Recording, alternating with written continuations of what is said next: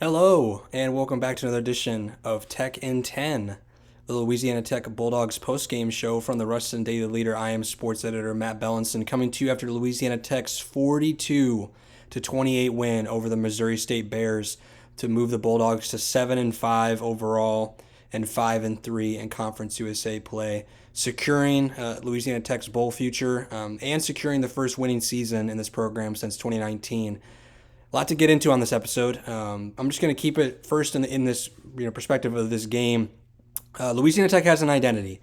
I came on here, I think after the Kennesaw State game, and rightfully so, flamed this offense for not having an identity, for refusing to commit to anything, refusing to establish something, and establish playmakers. After they lost 35-7 to Kennesaw State, and I came on here and said the offense is broken, and it was. And at times it still doesn't look great. But man, I'll tell you what, the last 2 weeks of the regular season, this team has found an identity. They're a run-heavy team. They're a run-first team. Trey Kukuk, the last two starts for him, exceptional. I don't even know. 172 rushing yards today, 10.8 yards per carry, 3 touchdowns. Andrew Burnett, 132 yards and 2 touchdowns as well. But what they have been able to finally find with this quarterback run game, we waited so long all season for this quarterback run game and for them to finally establish the run identity that they wanted. When Tony Franklin took over as offensive coordinator, and frankly, through about 7-8 games, that just did not exist. It was not something that was sustainable. It was not something that the Bulldogs went back to, and it did not work. And credit them in wins over Liberty and Missouri State to officially secure your bowl fate. You just flat out dominated your opponent. Again, what did Louisiana Tech, 388 yards today? They were close to 400. That just came after the kneel downs to effectively end the game. But man, just what a statement that this program has made over the past two and a half weeks, I would say, really in the run game. It's unfortunate that they just kind of wasted the opportunities that they had earlier in the conference season to potentially either be playing for a conference title or potentially more, but they did waste those opportunities, but they found the identity now.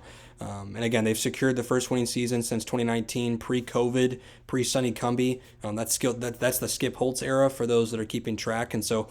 It's one of those things where you got to credit them for finding the identity. You got to credit Trey Kukuk and this offensive staff for really just nailing down what exactly this offensive line can do. Just the trio of running backs that this team has, they're probably going to finish in the top 40 nationally in rushing, I would imagine, by the end of this year. So, credit them for finding that identity. Still, at times, the passing game, I feel like you still need to be able to find some answers there. And, obviously, Trey made the late, I think it was on third down, maybe potentially fourth, I can't remember. But the pass to Eli Finley for the conversion to keep the drive alive, that was a very nice pass and catch. But we haven't really seen a whole lot of that in this passing game. And, again, I think you could maybe counter by saying, who needs a passing game when you're rushing for over 400 yards? That's certainly true. I don't know if necessarily you're going to be facing a team of Missouri State and Liberty's caliber in your bowl game here in a couple weeks, but nevertheless, Louisiana Tech has found its identity finally after 4 years as an offense, and they are now running the football effectively. They have a quarterback that can run. They have basically 3 running backs that I would feel comfortable handing the ball off to, and I feel like you just got to be really confident if you're Louisiana Tech going into your bowl game and just knowing that you have something that works, you have something to fall back on, and you have multiple players that have proven that they can run effectively for you. I think, obviously defensively, not a sharp day today. Defensively, again, even though the wind was howling and it was terrible conditions, Jacob Clark, almost throws for 300 yards on you. You give up 122 rushing yards at 4.5 yards per carry.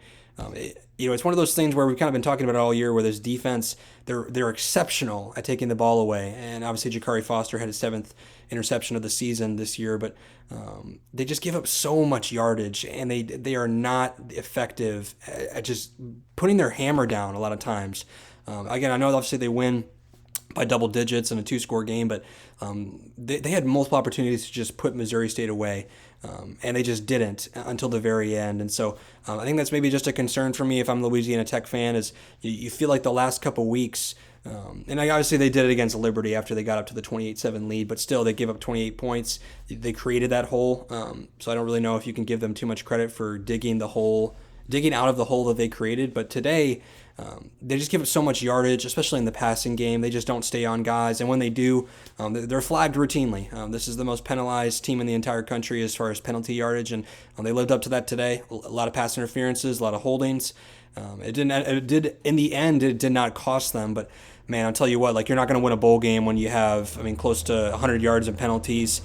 You just can't have it. And so, for as good as the secondary has been, for as good as this defense has been at taking the ball away, man, the last couple of weeks, like they're just undisciplined nature and just their ability to just give up huge yardage, it's a concern. And so, again, we don't know who they're going to play in the bowl game, but I would imagine that someone's going to have a pretty good offense, whoever they're playing. And so Louisiana Tech is going to have to figure out how to cover without committing penalties. They're going to have to figure out ways to be gap sound. They're going to have to figure out ways to tackle people consistently. They were not doing a good job of that today in the run game for the most part. So, and in the pass game. So, it's one of those things where, again, they give up, they survive. You give up 30 points, so that's not a great day at the offense, pretty much.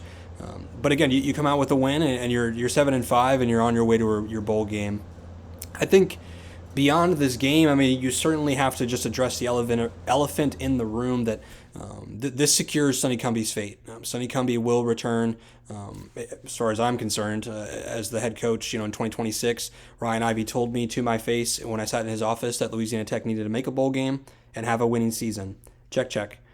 Now, obviously, winning a bowl game would certainly, give your fan base even more momentum to build on as you go into the offseason. Certainly, if you get blown out and embarrassed in the bowl game, it's going to hurt, and it's definitely going to put a damper on what's been a turnaround season. But, again, if you're just going by the criteria that Ryan Ivey, the Louisiana Tech athletic director, laid out in the preseason, Sonny Cumbie is safe.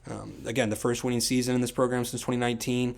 You have a top 20 defense once again, probably a top 40 or 30 rushing offense when it's all said and done. His job is secure. And again, I know for a lot of Louisiana Tech fans, there's been a lot of apathy. There's been a lot of frustration that has set in, last year and this year. And I totally get it. This program, has still not reached, I think, its full potential. And it's just frustrating as a fan base because, man, you see them run the ball the way that they have the past 2 weeks.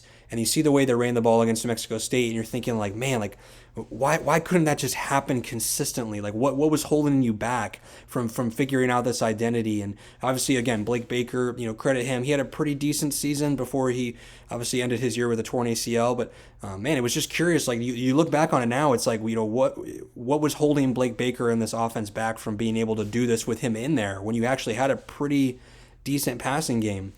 I don't have the answer to that, and I think that obviously is a reason why you have 7 wins instead of potentially 8, 9, even maybe potentially 10. And it's unfortunate that Louisiana Tech is going to leave Conference USA without ever winning a Conference USA title. That's just tough. And so I think, again, if you're a Louisiana Tech fan, you certainly have to be pleased with 7 wins in a bowl appearance. I think that's literally what I predicted in the preseason was 7-5 and making a bowl game, and so that certainly is an improvement. It's certainly something to celebrate, and I think if you're one of those fans that says like, oh, I don't really care, I want somebody to kind of be gone anyway, and I don't care. I hope they lose. Like, for one, I certainly can understand the frustration that like this coaching staff has not put itself in a glorious position with the fan base over the past 4 years. And they certainly have cost them their team opportunities to win with decisions that they make in personnel and decisions just in game. So I certainly can understand that, and it has been frustrating, and they have not played up to their potential. So I totally hear you when the frustration is mounted, but like at the same time, the negativity, like it's one of those things where like again, if I had told you before the season that they win 7 games and make a bowl, like, that certainly is progress, and that certainly is something to celebrate. Now, again, if you want to throw back at me that, yes, they started 4-1, and now you potentially are going to finish with maybe 7 or 8 wins, like, I think maybe you could then have the argument that maybe, yeah, they did underachieve. And again, you're not going to compete for a Conference USA title and a Kennesaw State program that won 2 games last year and is in their second year in the FBS. They're going to play for a conference title, and you're not. Like, I can understand the frustration in that, and I can understand how, as a fan base, you want to expect more at this point, and how you want to expect, like, it's time for us to win, like, something meaningful. It's time for us to win a championship. I can understand that, and certainly when Sonny Cumbie returns next year, like that is going to be the bar.